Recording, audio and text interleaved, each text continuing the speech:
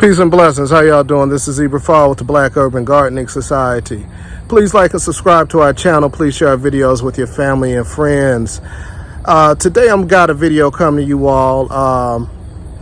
I'm working in a house, and we're actually doing a restoration on this house.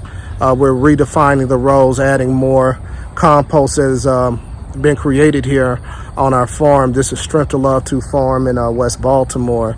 I'm currently working as the farm manager here. And so we have a high tunnel that we're working out of. It's about 25 feet wide by about 120, okay? And Brother John is back here. He's a guru at the work that he does. He makes it very artistic. But what we're doing is, like I said, we're sheet mulching the walkways. We're doing something a little untraditional with the sheet mulching. We're actually, sorry for the shakiness of the camera. I don't have my tripod with me. But we're actually applying plastic under the, on top, and then putting wood chips. This plastic is old plastic that was pulled off of one of our other houses here. And instead of throwing it away, we decided we would utilize it in our walkways. This will help us due to our, small numbers of staff and a lot to manage.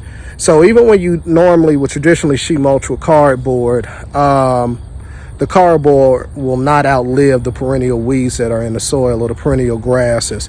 So applying this plastic will allow us to ensure that for some time, we'll be able to just use this plastic and not have to worry about, weeding the walkways, the few times a year that we actually do it. So I just want you guys to see what we're working on. This house has been cleared to some degree. So we're defining the walkways, applying compost that we started in the spring here from our farm, and we're applying compost to the beds. And this is a way for us to recycle our own nutrients to enrich our soil. So this farm is actually on top of destroyed row homes that was here. A lot of people talk about organic urban agriculture.